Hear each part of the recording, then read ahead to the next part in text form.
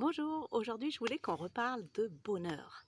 Parce que même si la météo est plutôt propice au bonheur, il fait beau, les oiseaux chantent, c'est plutôt pas mal, c'est le printemps, il y a quand même des gens qui sont pas forcément très très heureux tout le temps, ou puis même si pour le week-end prochain ils annoncent un petit peu de pluie de nouveau, donc si ça vous plombe le moral, on va faire des petites piqûres de rappel. Parce que même si on sait les choses, même si on sait ce qui rend heureux et ce qui rend pas forcément heureux, des fois c'est bien de le redire, ça fait du bien de l'entendre aussi. Je voulais revenir notamment sur la puissance du moment présent. On l'a tous entendu au moins une fois que pour être heureux, il fallait vivre dans le moment présent. Mais pas que. Pour commencer, je voulais rappeler que justement, c'est pour éviter d'être malheureux, il faut pas vivre, surtout pas vivre dans le passé. Peu importe que ce soit que, par exemple, que vous viviez dans le passé, en reprochant quelque chose à quelqu'un, quelque chose qui s'est passé il y a 2 ans, il y a 3 ans, il y a 10 ans, ou que, ce soit vivre dans le passé dans le sens, se souvenir que, par exemple, quand j'avais 20 ans, j'ai été trompée, et donc être traumatisée alors que j'en ai 50. Donc ça, c'est vivre dans le passé aussi, ou vivre dans le passé, voilà, ne pas avancer avec des choses qui peu importe ce qui se sont passées et qui m'affectent encore. Parce que de toute façon, qu'est-ce qu'on attend quand on vit dans le passé? Si c'est quand on reproche quelque chose à quelqu'un, par exemple, concrètement, qu'est-ce que ça va nous apporter de vivre encore avec ce lien dans le passé? On attend que la personne retourne dans le passé et que, par exemple, si notre conjoint nous a pas dit merci, je sais pas, il y a 3 ans parce qu'on a rendu un service, on attend quoi? Que ça nous rende malheureux jusqu'à temps que lui, il retourne dans le passé, il y a 3 ans, qu'il nous dise merci et qu'il revienne? Mais c'est pas possible. De toute façon, c'est pas possible. Si on a été trompé, il y a 20 ans, par exemple, et qu'on n'arrive pas à avancer dans la vie parce qu'on se souvient de ça, parce qu'une fois on a été blessé, on a été trompé, bah, pareil, on peut pas effacer le passé, on peut pas revenir il y a 20 ans, il y a 10 ans, on peut pas retourner dans le passé et réparer les erreurs du passé. Donc ça sert à rien d'être attaché au passé.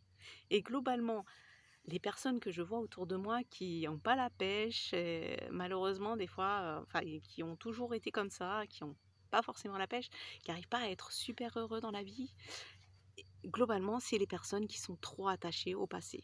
Donc à des événements comme ça qui soit qui les concernent, soit ça peut être aussi nos propres erreurs. Par exemple, il y a 10 ans, bah, j'ai fait un truc qu'il fallait pas, j'aurais dû faire autre chose et beh, c'est passé. C'était il y a 10 ans ou même si c'était il y a 2 ans, c'est passé de toute façon, je ne referai pas le passé.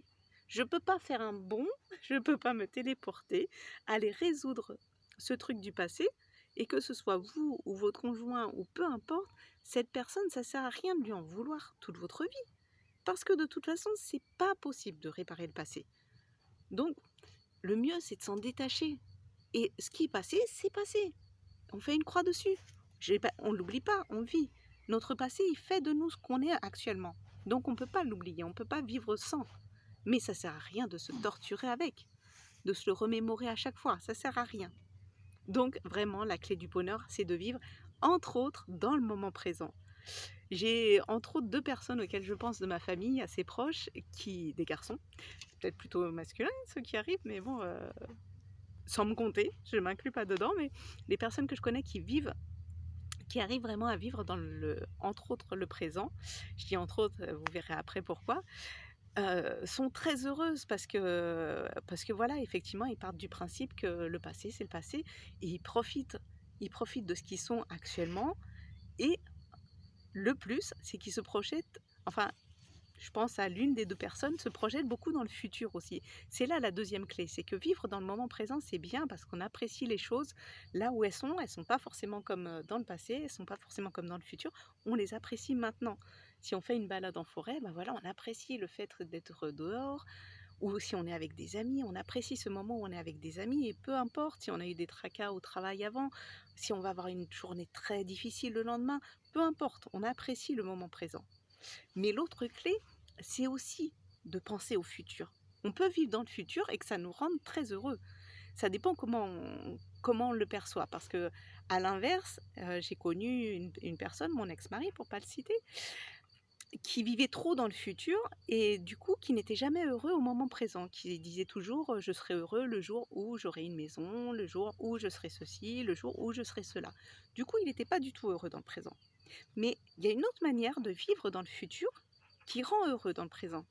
C'est le principe de la loi de l'attraction, par exemple. C'est que si on se projette déjà, par exemple, si on a un rêve de devenir archéologue, de se reconvertir et de devenir archéologue.